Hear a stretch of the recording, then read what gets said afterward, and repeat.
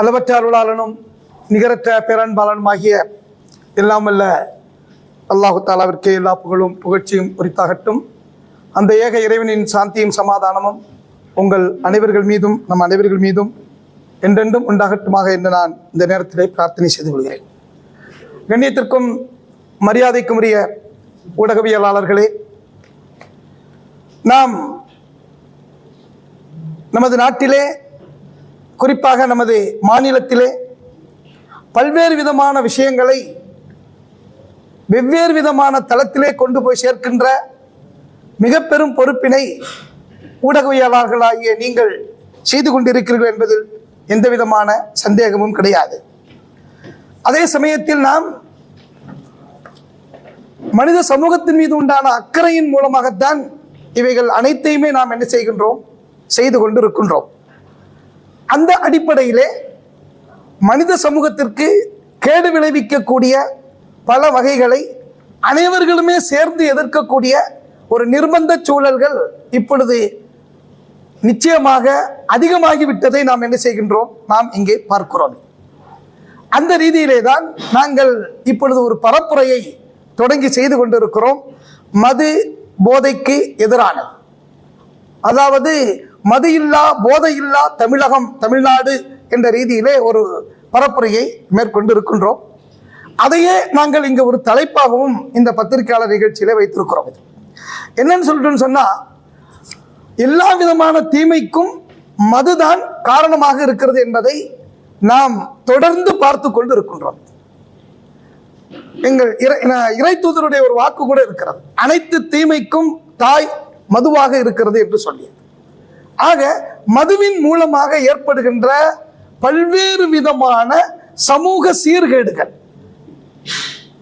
நாம் வெறும் மது என்ற ரீதியிலே மட்டும், அதாவது அவன் மயக்கப்படுறான், போதை வருது அப்படிங்கிற ரீதியான மட்டும் அதை சமூகம் என்ன செய்து அதிகமாக பார்க்குது. அந்த ரீதியில மட்டும் என்ன செய்து கவனம் செலுத்துது. ஆனால் அதன் மூலமாக ஏற்படுகின்ற சமூக தீமைகள் ஒரு தனிநபரில் இருந்து, குடும்பத்தில் இருந்து, வியாபாரத்தில் இருந்து சமூக சீர்கேடுகள் அதிகமாக இருப்பதை பார்க்கலாம். அதுதான் அவனை பாலியலுக்கு தூண்டுது, அதுதான் அவனை சம்பாதிப்பதிலிருந்து தடுக்குது, அதுதான் அவனை காசு வேணும் அப்படிங்கிறதுக்காக வேண்டி தவறான வழியில் பணம் சம்பாதிப்பதற்கு என்ன செய்து தூண்டுதே. அதுதான் குடும்ப பிரச்சனைகளை கண்டும் காணாமல் இருப்பதற்கு சூழ்நிலையாக என்ன செய்து இருக்குது. அதுதான் குடும்பத்தில் அவன் வைலண்டாக என்ன செய்யறான், அவன் ஆகிறான். இவைகள் எல்லாமே நாட்டிற்கு ஏற்படுகின்ற இழப்பு என்ற ரீதியிலே நாம் இதை பார்க்க வேண்டும். சமூகத்திற்கு ஏற்படுகின்ற இழப்பு இருக்கிறது அல்லவா, அது நாட்டுக்கு ஏற்படுகின்ற இழப்பாகவே நாம் என்ன செய்ய முடிகிறது, பார்க்க முடிகிறது. இதனால இதை பாதுகாக்கிறதுக்காக வேண்டி ஏற்பாடு செய்யறாங்கல்ல அரசாங்கம், அதுக்கு எவ்வளவு செலவு தெரியுமா? இதுவே ஒரு வேஸ்ட் செலவு. எது? மதுவே ஒரு வேஸ்ட் செலவு தான். ஆனா குடிக்கிறவனை பாதுகாக்கிறதுக்கு அந்த பக்கம் விழுந்துருவானா, இந்த பக்கம் உழுவானா, வண்டியில போகும்போது எப்படி உழுவான், என்ன ஆக்சிடென்ட் ஆகும், யார்கிட்ட மோதுவான் அப்படிங்கிறதுக்காக வேண்டிய ஏற்பாடு செய்யப்படுகின்ற காவல் சூழல்கள் எப்படி இருக்கிறது என்பதையெல்லாம் நாம என்ன செய்யலாம், பார்க்கலாம். ஆக இது ஒரு தனிநபருடைய விவகாரமாக இல்லாமல், ஒரு சமூகத்தின் விவகாரமாக மட்டும் இல்லாமல், ஒரு நாட்டின் பிரச்சனையாக இதை கொண்டு வரப்போகும் பொழுதுதான் இந்த தீமையினுடைய வீரியத்தை குறித்து நாம் என்ன செய்து கொள்ள முடியும், புரிந்து கொள்ள முடியும். இதைத்தான் நாம் என்ன செய்கிறோம், மக்களுக்கும் போதித்து வருகிறோம். ஆனால் துரதிருஷ்டவசமாக என்ன ஆகிவிட்டது என்று சொன்னால், அனைத்து ஆட்சிகளிலுமே இதை அரசாங்கமே எடுத்து நடத்துகின்ற ஒரு சூழல் உருவாக போகும் பொழுது எதிர்ப்பின் வீரியம் கம்மியாகி விடுகிறது. அதான் உள்ள விஷயம். இது எதிர்ப்பின் வீரியம் என்ன செய்யறது, கம்மியாயிடுது, முடிய மாட்டேங்குது. ஆக நாமளே திறந்து வச்சுட்டு நாமளே ஊதி என்று சொல்கிறோம், நாமளே திறந்து வச்சுட்டு நாமளே ஏன்டா குடிச்சான்னு கேட்கிறோம்.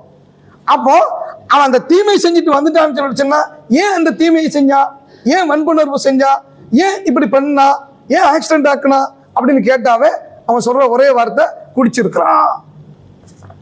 இந்த வார்த்தையோட என்ன செஞ்சிடறாங்க, முடிச்சிடறாங்க. அது ஆக இந்த பெரும் தீமையை களைகின்ற ஒரு மிக பெரும் பிரச்சாரத்தை நாம் எடுத்திருக்கிறோம். ஆனால் இது அரசு கவனம் செலுத்தினால்தான் முழுமையாக என்ன செய்ய முடியும், சீர்திருத்தத்தை கொண்டு வர முடியும், முழுமையாக அதை இல்லாமல் ஆக்க முடியும். அப்படி ஆக்குனா நீங்க பாருங்க சமூகத்துல எவ்வளவு அமைதி வருதுன்னு நீங்க பார்க்கலாம். நீதிமன்றத்துல குவிஞ்சிருக்கல எது வழக்குகள் எல்லாம், அந்த வழக்கினுடைய அனைத்து தன்மையும் ஆய்வு செஞ்சு பார்த்தோம் சொன்னா குடியின் மூலமாக ஏற்பட்ட வழக்குகள் அதிகமா இருக்கு. குடும்ப பிரச்சனைகள் எல்லாமே அதன் மூலமாகத்தான் என்ன செய்யுது உங்களுக்கு வரக்கூடிய ஒரு சூழல் என்ன செய்து இருக்குது. கொலை குற்றத்தின் ஃபைல்கள் அப்படியே என்ன செய்யுது தேங்கி நிற்குது. என்னன்னு பார்த்தோன்னா 50 பேரும் குடிச்சிட்டு செஞ்ச வேலையாத்தான் என்ன செய்யுது உங்களுக்கு வந்து இருக்குது. ஆக இப்படி அரசினுடைய பணம், அரசினுடைய நேரம், இவர்கள் அனைத்துமே வீணாகுவதற்குண்டான ஒரு காரணமாக இதை பார்க்க வேண்டும்.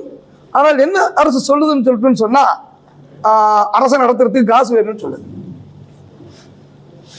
இது வந்து எந்த வகையில் இது ஏத்துக்கிறனும் சொல்லிட்டு தெரியல. அது இதுக்கு பல வகையில முகாந்தரங்கள் என்ன செய்து இருக்கத்தான் செய்து அதை முறையாக கடைபிடித்தால் அப்படிப்பட்ட தீமையை நாம் எதிர்ப்பதற்குண்டான ஒரு சூழல் இருக்கும். பத்திரிகையாளர்களை நாம் என்ன செய்யணும்னு சொல்லிட்டு சொன்னா இதை வந்து தொடர்ந்து எதிர்க்கக்கூடிய ஒரு மனோநிலையை நாம் உருவாக்கி விட்டோம் என்று சொன்னால் இதிலிருந்து இந்த நாட்டை, இந்த ஸ்மார்ட்டையும் இந்த சமூகத்தையும் பாதுகாப்பதற்குண்டான வாய்ப்பாக இருக்கும். அது அடுத்து இப்பொழுது பெருகி வருகின்ற குற்றங்கள் பாலியல் வன்கொடுமைகள். குற்றமும் சரி, பாலியல் வன்கொடுமைகளும் சரி. இதற்கு எல்லா காரணத்தை பார்த்தோம். டெய்லி நடந்துகிட்டு இருக்கு. ஃபுல்லா இதுல கொடுத்துருக்கிறோம் நாங்கள். அதாவது அதனுடைய ஃபுல் டேட்டா என்ன செய்து நம்ம வந்து என்ன செஞ்சிருக்கிறோம் கொடுத்துருக்கிறோம். எந்த நிலையில இந்த குற்றங்கள் வந்து பதியப்பட்டிருக்கிறது, எந்த நிலையில வந்து அந்த குற்றவாளிகள் என்ன செய்கிறார்கள் இருக்கிறார்கள் என்ற ரீதியெல்லாம் இதில் வந்து நம்ம கொடுத்துருக்கிறோம். இதுல முக்கியமானது என்னன்னு சொல்லிட்டுன்னு சொன்னா இந்த குற்றத்துக்குண்டான தண்டனை, தப்பித்து விடுவோம் என்ற தைரியம் அதிகமாக உருவாகிவிட்டது குற்றவாளிகளுக்கு. ரொம்ப ஈஸியா போலீஸ்காரரையே குற்றவாளியை ஏற்படுத்துகின்ற கொடுமை ஒன்று இருக்குது. அதே குற்றவாளிகளே போலீஸ்காரர் மீது இப்போ பயம் கம்ப்ளீட் போயிடுச்சு. இப்போ அதை கூட நம்ம என்ன செஞ்சோம் சமூக ஊடகங்கள்ல இப்போ சமீபத்தில் நம்ம வந்து பார்த்தோம். போனா எஃப்ஐஆர் பதிவு பண்ணாங்க, என்ன ஆச்சு வெளியே வந்தாச்சு. இப்படிப்பட்ட ஒரு சூழல்ல குற்றவாளிகளுக்கு எப்பொழுது நாம் பதில் சொல்லி ஆக வேண்டும் என்ற ஒரு பயம் எப்பொழுது வருகிறதோ அப்பதான் குற்றம் குறையும். இப்பொழுது குற்றவாளிகள் இன்னும் சொல்ல போனா குற்றம் செய்வதற்கு ஏவக்கூடியவர்கள் இருக்காங்களே அதிகார வர்க்கத்தினர்கள், அவர்கள் அதிகமாகிவிட்டதின் காரணத்தினால் குற்றவாளிகள் தைரியமாக அவர்கள் பின்னாடி பார்த்துக்கிறோம், என்ன வேணாலும் நம்ம பண்ணிட்டு வரலாம் அப்படிங்கிற மாதிரியான சூழல்ல தான் இந்த பாலியல் வன்கொடுமைகள், இது மாதிரியான வழிப்பறி கொள்ளைகள், கொலைகள் இவைகள் எல்லாம் அதிகம் நடப்பதற்குண்டான ஒரு காரணமாக என்ன செய்கிறது இருக்கிறது. இதை வந்து ஒரு நாட்டில் இது சகஜம் என்ற ரீதியிலே அனைவர்களுமே நாம் கடந்து சென்றோம் என்று சொன்னால் யார்தான் இதை எதிர்ப்பது, யார்தான் இதை பற்றி உண்டான கேள்வியை கேட்பது? நம்ம கூட அதில் பாதிக்கப்படுவதற்குண்டான, நம் குடும்பம் கூட அதில் பாதிக்கப்படுவதற்குண்டான வாய்ப்பாக என்ன செய்யும் அமைகிறது. குர்ஆன்ல ஒரு வசனம் இருக்கு. அதாவது லா துஸீபன்னல்லதீன ஸலமு மின்கும் ஹாஸா, தீமை செய்பவர்களை மட்டும் அதனுடைய வேதனை தாக்காது, எல்லாரையும் சேர்த்து தாக்கும். அப்படிப்பட்ட தீமையிலிருந்து நீங்கள் தவிர்ந்து கொள்ளுங்கள் என்று சொல்லப்படுது. அந்த மாதிரி தீமை தான் கொலையும் கொள்ளையும் மதுவும் எல்லாமே வந்து தீமை செய்யறவனோட நிற்காது, அந்த குடும்பத்தையே அழிச்சிடும், அது அந்த சமூகத்தை என்ன செஞ்சிடும் அழிச்சிடும், அவங்களுடைய சந்ததிகளை என்ன செஞ்சிடும் உங்களுக்கு வந்து அழித்து விடும் அது. ஆகவே இதை குறித்தும் அதிகம் என்ன செய்ய வேண்டியது இருக்குது, பேச வேண்டியது இருக்கிறது. அரசு இது சார்ந்த விஷயத்தில் எந்த அளவுக்கு கவனமாக இருக்கிறது என்பதையும் நாம் ஒரு கேள்வியாக எழுப்ப வேண்டிய அவசியம் இருக்கிறது. அனைத்து அரசு சார்ந்த விஷயங்களையுமே நாம் என்ன செய்து கொள்ளலாம், எடுத்துக்கொள்ளலாம். அடுத்து இன்னொரு விஷயமும் இப்பொழுது நாம் சொல்லி ஆக வேண்டியது இருக்கு. இதனுடைய தொடர்ச்சியிலே கல்வி வளாகம் இருக்கிறது, கல்வி இருக்குல்ல, இந்த கல்வி என்பது வந்து மக்களுக்கு வந்து பெரிய பாரமாகிவிட்ட ஒரு சூழல் உருவாக்கப்பட்டு இருக்கிறது. அவர்களுக்கு கல்வி வந்து ஈஸியா வந்து என்ன செய்யறது இல்லை, கிடக்கிறது இல்லை. காரணம் வந்து அது வணிகமயமாக்கப்பட்டு விட்டதைத்தான் நாம் பார்க்கிறோம். தனியார் மயமாக்கப்படுதல் என்பது கல்வியை மக்கள் ஈஸியாக எடுத்துக்கொள்வதற்குண்டான வாய்ப்பாக நாம் நினைக்கிறோம். பட் ஆனால் அது வணிகமயமாக்கப்பட போகும் பொழுதுதான் அது ஏழை எளியவர்களுடைய அந்த கனவை ஒண்ணும் இல்லாமல் என்ன செய்து விடுகிறது, நீர்த்து போக வைத்து விடுகிறது. இன்னும் சொல்ல போனா இப்போ பார்க்கக்கூடிய வரக்கூடிய செய்திகள் எல்லாம் பார்த்தா அரசாங்க கல்லூரிகளை எல்லாம், அரசு பள்ளிக்கூடங்கள் கல்லூரிகள் எல்லாம் அப்படியே மூடிட்டு தனியாருக்கு கொடுத்துடலாங்கிற மாதிரியான காலத்தை நோக்கி என்ன செய்து அது வந்து போய்கிட்டு இருக்குது. அது மட்டும் இல்லை, இப்போ என்னன்னு சொல்லிட்டுன்னு சொன்னா அரசு கல்லூரிகளில் கல்லூரிகள் அதிகமாகி மாணவர்கள் குறைவாக வரக்கூடிய சூழலும் என்ன செய்து விட்டது, ஏற்பட்டு விட்டது. அது அப்போ இந்த நிலை ஆரம்ப பள்ளிக்கூடங்கள் அதிகமானா தானே உங்களுக்கு வந்து மேல் படிப்புக்கு அவங்க போவாங்க. அதை கம்மி பண்ணிட்டோம்னா ஒன்றும் செய்ய முடியாது என்ற நிலையும் என்ன செய்கிறது இருக்கிறது. இதுவும் சமூகத்தினுடைய நலனை அதாவது பாதிக்கின்ற ஒரு நிலையாகத்தான் நாம் என்ன செய்ய முடிகிறது, பார்க்க முடிகிறது. தற்போது மத்திய அரசு ஒரு சட்ட திருத்தம் ஒன்று கொண்டு வந்திருக்கிறது. FCRA வெளிநாட்டு பங்களிப்பு ஒழுங்குமுறை திருத்த சட்டம் என்ற ரீதியில் ஒரு சட்டம் கொண்டு வருகிறது. திருத்த சட்டம் என்று வந்தாலே, ஏற்கனவே ஒரு சட்டம் இருக்குன்னு வச்சுங்களேன், அந்த திருத்த சட்டம் என்று வந்தாலே இப்ப பக்குங்குது, ஒரு பயம் என்ன செய்து நமக்கு வந்து உருவாகுது. இந்த திருத்த சட்டம் என்பது சார்பு நிலையில் இருக்குமா, சார்பு நிலையில் இருக்காதா, யாரை பாதிக்க போகிறது, எப்படி பாதிக்கப்பட போகிறது என்ற ரீதியான ஒரு உள் உணர்வு பயம் ஏற்படுகின்ற ஒரு நிலை என்ன செய்யப்பட்டிருக்கிறது, இங்கே ஏற்படுத்தப்பட்டிருக்கிறது. அந்த ரீதியிலே என்ன சொல்லணும்னு சொன்னா, தவறு செய்கின்றவர்களை, அதன் மூலமாக தவறு செய்கின்றவர்களை, குற்றம் புரிபவர்களை அடையாளம் கண்டுபிடித்து தண்டிப்பதில் எந்த பிரச்சனையும் இல்லை. அதை எல்லோருமே என்ன செய்வோம், வரவேற்போம். அது ஆனால் மனிதநேய உதவிகளை, என்ன சிவில் சொசைட்டிக்கு உண்டான உரிமைகளை பறிக்கின்ற ரீதியில் அந்த திருத்த சட்டம் என்ன செய்து விடக்கூடாது, மாறிவிடக்கூடாது என்பதுதான் நமதுடைய நோக்கமாக என்ன செய்கின்றது இருக்கின்றது. ஆகவேதான் ஒவ்வொரு திருத்தம், வக்ஃப் திருத்த சட்டம்னு வந்துச்சு. அப்ப அந்த திருத்தம் வந்து எந்த அளவுக்கு சிறுபான்மையினர்களை பாதித்தது என்பதை நாம் என்ன செய்யலாம், வந்து பார்க்கலாம். இப்படி ஒவ்வொரு திருத்த சட்டங்கள் எல்லாமே வந்து அது வந்து ஏதோ நம்மளுடைய குடிமக்களை ஏதோ ஒரு ரூபத்தில் பாதிக்கின்ற ஒரு சூழலில் இருக்கக்கூடாது என்ற ரீதியில் தான் நாம் என்ன செய்கின்றோம், இங்கே ஒரு கவனத்தை கொண்டு வருவதற்காக வேண்டி ஆசைப்படுகிறோம்.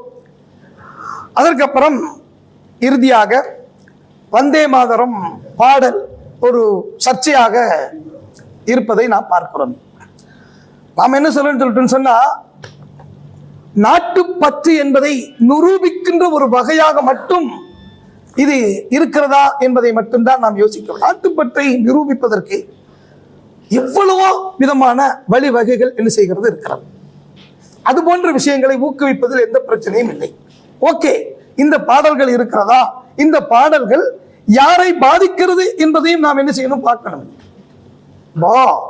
ஒரு சைவ உணவருந்தக்கூடிய ஒரு நபருக்கு அசைவ உணவை கட்டாயம் படுத்தி அவருடைய வாயிலை ஊட்டினால் எவ்வளவு கொடுமை அது. அது கொஞ்சம் யோசிச்சு பாருங்க. அது அதாவது ஒரு சைவ வழிமுறையை பின்பற்றக்கூடிய ஒருவருக்கு அசைவத்தை நீ கடைபிடித்துத்தான் ஆக வேண்டும் என்று அவனை திணித்தால் அது கொடுமை. அது அதுல சந்தேகமே இல்லை.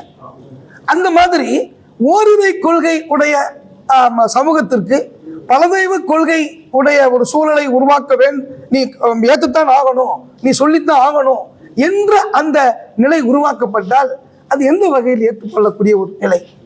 இது வந்து நமக்கு கான்ஸ்டிடியூஷன் என்ன செய்திருக்கிறது, அழகான வழிகளையும் வாய்ப்புகளையும் தந்திருக்கிறது. 25 பிரிவு 25 அமைப்பு சட்டத்துடைய பிரிவு 25 தனி மனித சுதந்திரம் என்ன செய்கிறது இருக்கிறது.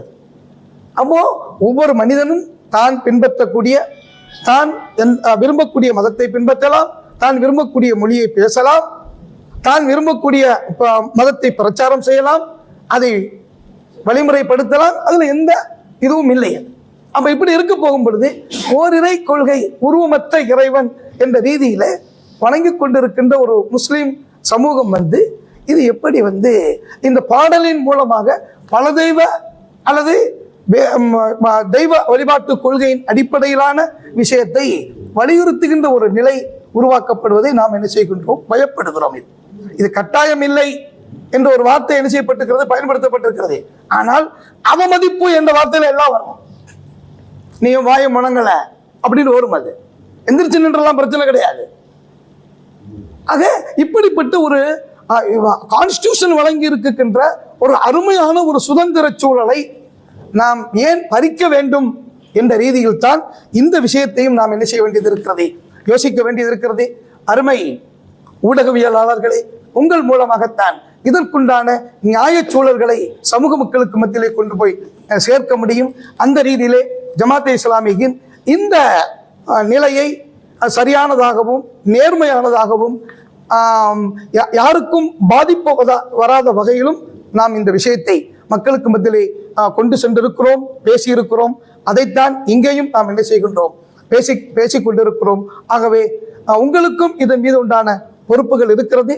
இது சார்ந்த விஷயங்களில் எந்த விவரங்களாக இருந்தாலும் நாம் இன்னும் விளக்கம் தருவதற்கும் தயாராக இருக்கிறோம். அதே சமயத்தில் இதிலும் இதனுடைய விவகாரங்கள் விஷயங்கள் குறித்து எங்களுடைய மத்திய தலைமையகம் வெளியிட்டிருக்கின்ற அறிக்கையும் என்ன செய்கிறது, இதில் இடம்பெற்றிருக்கிறது. இந்த நிகழ்வு சார்ந்த இந்த விஷயங்களை நாம் இந்த செய்திகளுக்குள் உங்களுடைய கேள்வியில் இருந்தாலும் பரவாயில்லை, வெளியில் இருந்த கொண்ட கேள்விகளாக இருந்தாலும் பரவாயில்லை. ஆக இப்பொழுது கேள்வி காண ஒரு நேரமாக அடுத்த சூழலை நாம் அமைத்துக் கொள்ளலாம். இறைவன் நாடினான்.